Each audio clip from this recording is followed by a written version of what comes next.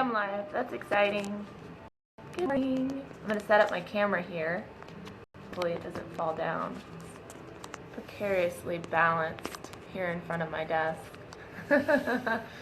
Alright. According to Facebook, it is building an audience for me, so I'm going to give everybody just a couple of minutes maybe to jump on, and then we're going to get to talk through a project. I've got a whole bunch of stuff set out here today, and we'll talk through some things that you can do with the kiddos at home this winter break. I'm having some connection issues here, so hopefully you can still see me. Facebook just said that my connection is weak. Hopefully that gets fixed. So we'll give them just a couple more minutes. It's Monday and it's the first day of winter break, so I'm going to give everybody just a second to jump on. It's quiet here in the studio. It's not normally this quiet here on a Monday. Normally we're hustling and bustling here about this time. So it's early too, jumping on here. I know I originally said we'd jump on it at 11, and so it's just a few minutes before 11.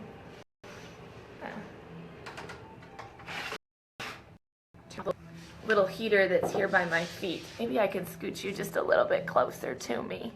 Let's see. There you are. Oh, why is my connection weak? All right, I'm gonna jump off. Well, maybe not. Let me see. It says, whoops, hello. Why is my connection weak? All right. Well, we're gonna wing it, even though it says it's weak. We'll wing it and we'll watch it later, and maybe we'll have to figure something else out for our Facebook Live series. I'll try not to move really fast in case the screen's taking a while to refresh.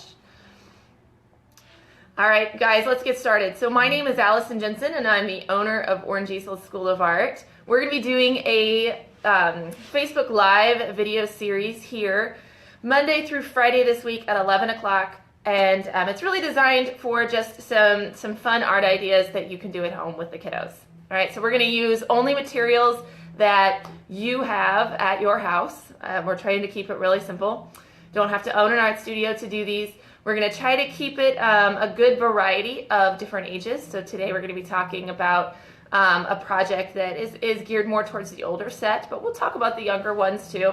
And hopefully this is something that maybe you can watch this video later with the kiddos if they're interested in this project, and they can watch it on their own. It's probably going to take about, I bet I'm going to talk for about 10 minutes, and I'm going to show some projects. I've got different stages of the project going on today. So if you have questions, of course, the great thing about Facebook Live is that you can type them into the comments and I can answer them for you.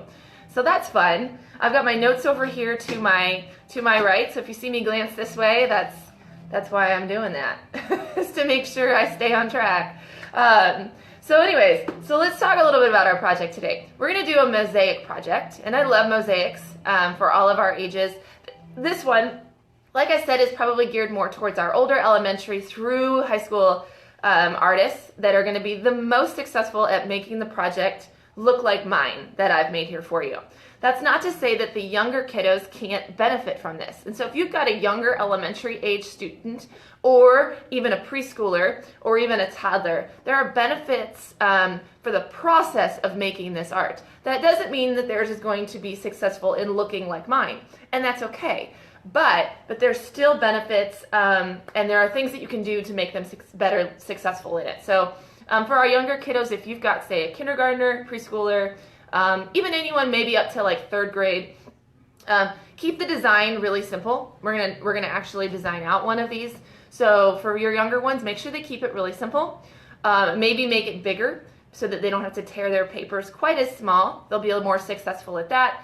And then also, you can even eliminate the entire design. Hi, Barb Lob. I love mosaics. I think you have one of them hanging on your wall, actually, that I probably made in high school. Barb Lob is my mother. Hi, Mom. So anyways, let's talk about those younger kiddos, okay? So if they are, they can get joy just out of ripping paper. out of gluing paper, because everybody loves glue, and then out of making a design on the paper that maybe isn't pre-drawn or needed to be filled in, they can just have fun taping and gluing things to the paper, because that's fun. And that's a great process art. It's good for their fine motor skills. It's great for their design and planning skills. And then it also has some sensory benefits. So, all right. So let me flip my notes here and see where we're at. We're going to be working in mosaics. And there's a difference between a mosaic and a collage. All right. So I brought some examples. Just a sec. Hang tight. Of a collage. This is an example of a collage. This was done by one of our instructors here, and it's done using scrapbook paper. The cactus is a patterned piece of paper that she has cut out. So is the pot that it's in. So is the floor. So it's one sheet in the back, one sheet for the cactus, one sheet for the pot, one sheet for the floor. This would be something we would consider a collage. This is another example of a collage. This bird is not a mosaic, it's a collage. And each part of the wing and the body and the tail, I'll put it up close, okay, that is made using some patterned paper, and it's cut out, okay? So we're not doing collage today, we're doing mosaic. And the difference is that you are using teeny tiny pieces, like I think our most common mosaics that you probably are used to use pieces like this one. So these are like ceramic tile pieces, okay, that we have here in the studio. Now, I told you we were going to do projects using things that you have at your house. So I'm not showing you a project that uses these tiles because I assume that most of you do not have them at your house. If you do, it's really fun. But we're going to use paper today because most people don't have this. Whoops, I missed one. Most people don't have this on hand. The way a mosaic works is you use these teeny tiny pieces, whether they are mosaic pieces like these are actually a plastic version of those, or the tile version that I just put down, and you use them to fill a space. You gotta picture it like you're pouring paint into a coloring page, only instead of using paint, we're using little pieces to fill in that space. All right, so we're gonna do that using paper. Thanks for the like, whoever put that in, that's awesome. I like it. Ooh, there's another one. How fun, how fun. All right, so that's the difference between a mosaic and a collage. Both are fun, both are really great, but today we're working on mosaics. Here we go. I'm gonna move my tea before I knock it off. Here's what you're gonna need. You're gonna need something to work on. Now, keep in mind, whatever this is, I'm using cardstock, so just a heavy duty paper. Whatever this is gonna need to withstand a decent amount of glue and paper. So typing paper might not be your best bet. Okay, if you have a heavier duty art paper, that's a good one to use. Another great thing to use, and it's around Christmas time, so I bet a lot of you have some of these hanging around, some boxes, okay? If you cut part of that cardboard off, you can use that as the base of your mosaic, and it's nice and sturdy. It's not gonna wrinkle up when they start adding, gobs and gobs and gobs of glue to it. So another great thing is foam core, so if you have any foam core laying around, it's a great base for a mosaic. That's what we're going to be using tomorrow in our mosaic art camp is white foam core. But today I've just got paper, and that's totally cool. All right, I've cut mine to 8 by 8. You can keep it bigger, you can make it smaller. Depending on the size of your pieces, my pieces that I've been tearing have been fairly small. All right, so because they're fairly small like this, I made my paper fairly small because otherwise it's going to take me a long time to do this project. If you're ripping pieces that are much bigger because you've got younger kiddos and they're ripping pieces that are this size, then you can work bigger, okay? So aside from the paper, you're going to need some sort of adhesive. You can use any type of glue that you want. I prefer, for this project, this is one of the few things I actually prefer a glue stick for. And so I like glue sticks for this project. You can do this, you can do this. With this one, I would maybe recommend a brush. So if you pour it onto a plate or in a small dish and then use a brush to apply it, you can get a thinner coat and then it's not maybe quite so goopy. This one, you're gonna end up with puddles of glue, Okay, so this is a good option. Tomorrow, when we are actually using our plastic tiles, we're going to be using Mod Podge, which is a great option, and it can look really glossy when you're done, which is a nice finish. So if you've got Mod Podge laying around, you can use that as well. So you've got your adhesive, you've got your paper base. A pair of scissors is a good thing to have around, although you may not need them. I like to rip my pieces, but some of your kiddos may want to practice their cutting skills. You could do that. If you're going to design out your picture, which is what we're going to do, you're going to want a pencil, and you're going to need magazines. So I've got some magazines here. You can also use all those junk mail catalogs that came in your mail around the holiday season. You can grab those. You're just looking for images, so anything that's color rich and has a lot of images in it, this is a great one. So magazines are great. If you've got construction paper laying around and you want to use construction paper, you can use those too. So I'm going to be using magazines. Let me make sure I got everything that you're going to need. I also used a ruler because I made a border on my paper, but it's totally optional. Okay? All right, so let's do a step-by-step. Ready? And then I'll show you. I've got actually an in-progress one that I'm going to show you. So the first thing I did was I cut my paper to 8 by 8, and then I used a ruler to make a border. That is completely optional, but something we've learned here at the art studio is that a border makes everything look finished. And so having a really clean, crisp border around your artwork is a nice touch. You can also just leave that off, and then when you're done, you can trim your paper up and then mount it on top of a new clean sheet of paper, and it has the same effect. All right? So I've got a border drawn, and then I'm going to design my artwork. Now, repeat after me, simpler is better. So you want to think simple, because the smaller and more detailed you make your drawing, the smaller those pieces need to be to fit into that drawing. Okay, so if my mosaic shape, the smallest it goes is this, then I can't make anything smaller than that on my drawing, right? Because this is only going to fit into, that size space. So what I've drawn is a real simple dolphin. Your kiddos can draw anything they want. Just remind them to draw big. Draw big. Can you see my dolphin? There's my dolphin. So make it big and make it simple, especially for the first one, so they can be successful with it. All right? So once you got your drawing done, your next step is my favorite step, and that is looking through these magazines and coming up with the colors and textures that you want to use to fill the space. And the advantage of using a magazine versus construction paper is you do get some amazing textures. So this was one of my first step, and everybody's going to organize this differently, but my first step is to go through the magazine and rip out pages that I just like. Okay, and I ripped out this one. I don't know if you can see it. It's like a food, I don't know, it's probably why I liked it, is it has food on it. But what I really liked was this background color and texture. It's on like a weathered bluish greenish, I don't know, wood table, and it's got this wonderful texture to it and pretty color. And I thought, when I saw it, I thought, that looks like the color of a dolphin. That's what I'm going to make my dolphin out of. And fortunately, it was a 2-page spread. So I had enough of that table to fill my dolphin. You have to make sure that whatever color you find, you're going to have enough of it to fill your space. And so I ripped both of these out, and then I kept looking. And I found this one. And I really like this one. This is a more food.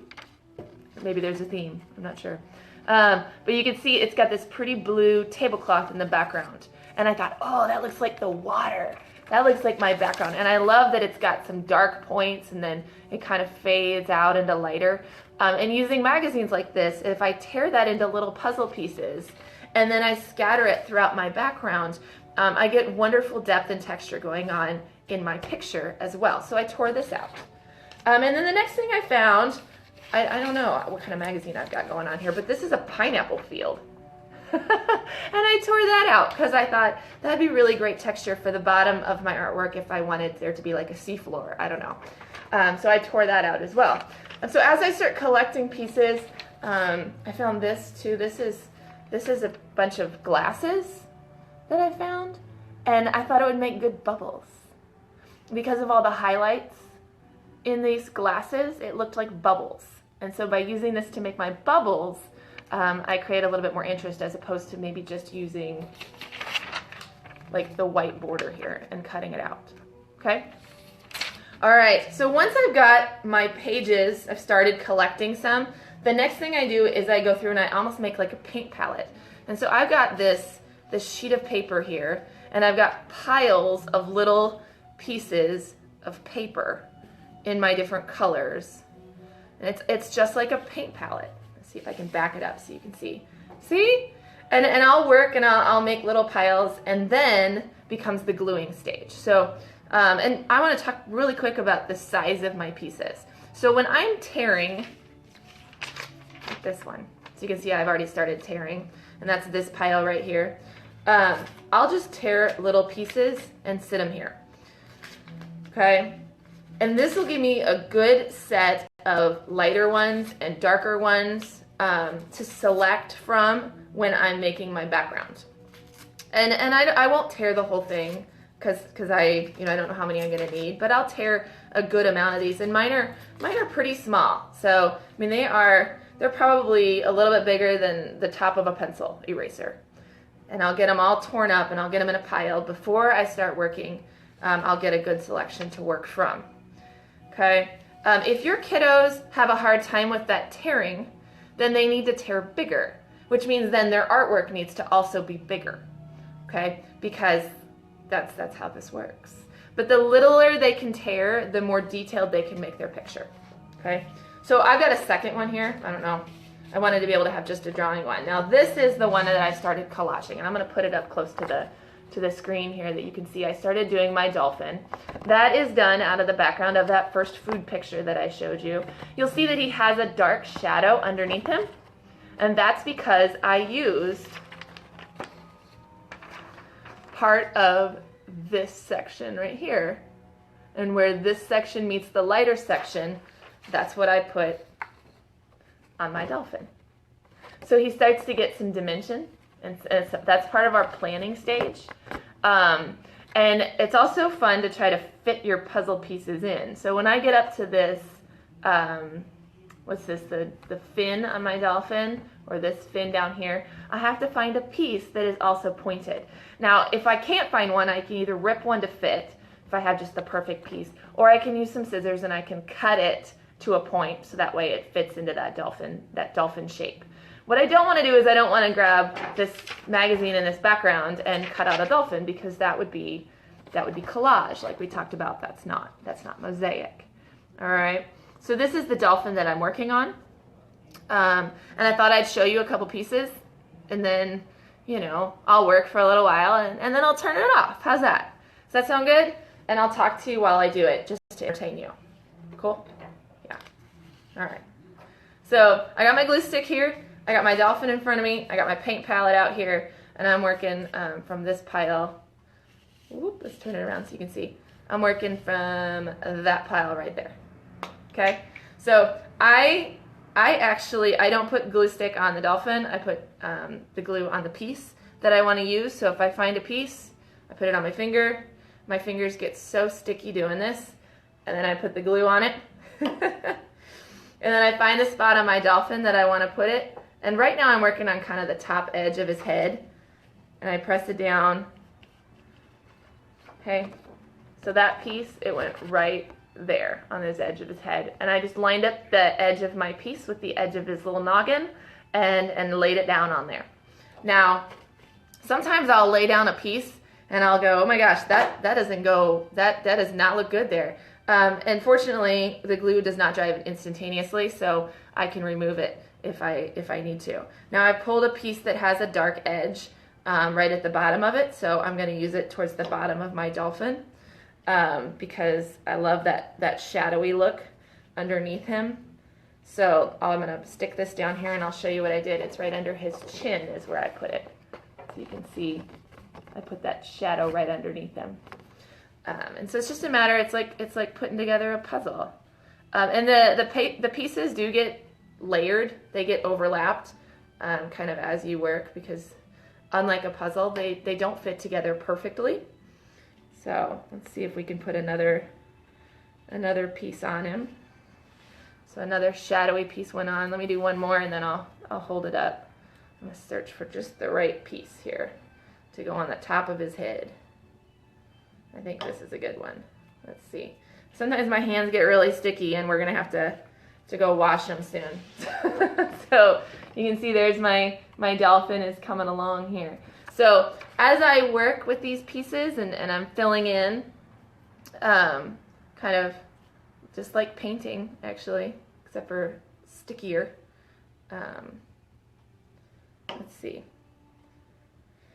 And if you get a section that you don't like, you just cover it back up with another piece. Doesn't really matter how thick that it gets. Now I probably, hindsight being what it is, I started with the dolphin because I was most excited to do the dolphin. I probably shouldn't have done the dolphin first. I probably should have done the background first because, ooh, I like that piece. Because getting the blue to go behind the dolphin perfectly is going to be kind of tricky. You know, you should always work back to front, and I got excited and I did the dolphin, so oh well. It'll just be a little bit harder than maybe what I had planned on doing. All right, let me show you what I got so far. How's he looking? Looks pretty good, right? Now, the bubbles, see my bubbles on there? I told you that I wanted to use this really pretty, where did it go? This really pretty glass cutout. Of course, I've lost it. I went ahead and used the scissors to cut out a bubble that will fit over here. Now, normally, just like I said with the dolphin, I would put the background first and then I would stick this bubble on, but I just kind of want to show you what it looks like, and I'm not going to make you hang around the whole time that I work on this background. See? There's my little bubble up there at the top. See how much texture and dimension it has versus maybe just using the white from this maybe white plate and cutting out a bubble. There's so many great things that you can use in a magazine that has texture and life and adds interest and kind of a sophistication to this art project.